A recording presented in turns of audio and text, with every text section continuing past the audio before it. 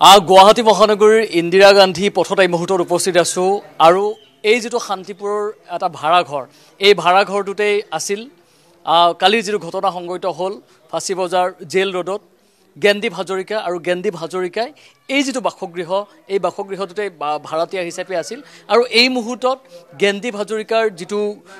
ভাড়া ৰুম সেই ভাড়া ৰুমত এই মুহূৰ্তত তলা জ্ঞানদীপ হাজৰিকা এই মুহূৰ্তত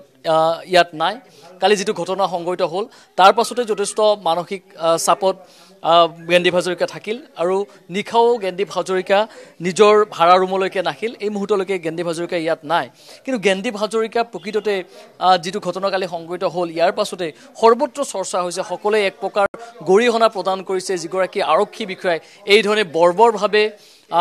আসলতে প্ৰহাৰ কৰিলে সেই প্ৰহাৰ কৰা ঘটনাক কিন্তু সকলো এক প্ৰকাৰে নিন্দা কৰিছে কিন্তু এই মুহূৰ্তত আমি যেহেতু জ্ঞানদীপ হাজৰিকা যিটো ভাড়াঘৰত থাকে এই ভাড়াঘৰৰ তেওঁলোকৰ স্বত্বাধিকাৰীসকল আছে তেওঁলোকেও এই কথাটোক সম্পূৰ্ণভাৱে নিন্দা জনাইছে তেওঁলোকেও কৈছে যে যিটো ঘটনা সংঘটিত হ'ল খুব বেয়া এটা ঘটনা সংঘটিত হ'ল আৰু তেওঁলোকেও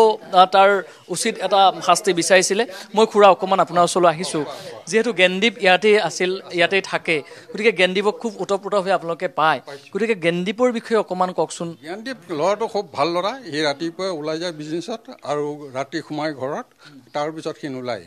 কোনো ডিষ্টাৰ্ব নাই আজিলৈকে আমাৰ ঘৰত অহা 2 মাহ হ'ল 2 মাহ থাকিলে 2 মাহ কোনো একো ডিষ্টাৰ্ব পোৱা নাই তাৰ ল'ৰাটো ভাল ল'ৰা কালি যিটো ঘটনা সংঘটিত হ'ল নিশ্চয় আপোনালোকে সামাজিক মাধ্যমত পালে তাৰ পাছত আপোনালোকে কি ক'ব বিচাৰিব এই ধৰণৰ এটা ঘটনা হ'ল একদম নিন্দনীয় ঘটনা আৰু এজন 90 সি গুচি গ'ল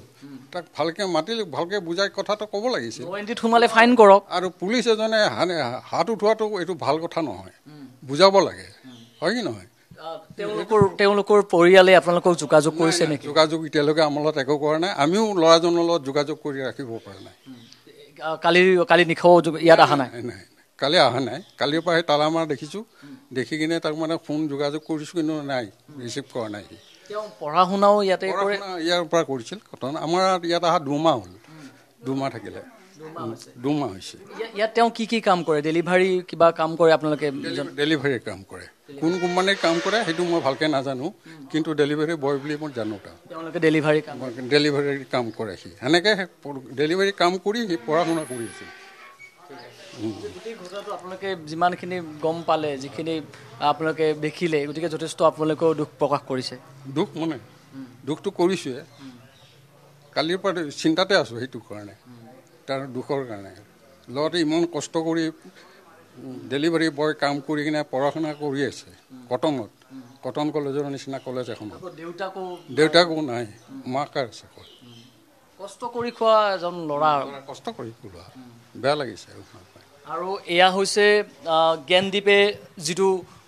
ভাড়াঘৰত থাকে সেই ভাড়াঘৰৰ স্বত্বাধিকাৰী আৰু ইতিমধ্যে কালি নিশাৰ পৰা যিহেতু জ্ঞানদীপ ভাড়া ৰুমলৈ অহা নাই গতিকে তেওঁলোকো যথেষ্ট চিন্তিত কাৰণ জ্ঞানদীপে যথেষ্টখিনি মানসিকভাৱে ভাগি পৰিছে যথেষ্ট ফোন কল জ্ঞানদীপলৈ আহিছে গতিকে সেই ফোন কলসমূহ জ্ঞানদীপে ৰিচিভ কৰিব পৰা অৱস্থাত নাই কালি থানাৰ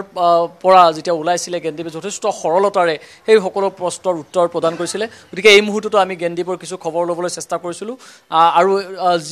জ্ঞানদীপৰ স্বত্বাধিকাৰী কৰা ভাড়া ঘৰৰ স্বত্বাধিকাৰী গোটেই কথাখিনি আমি অকণমান জানিবলৈ চেষ্টা কৰিলোঁ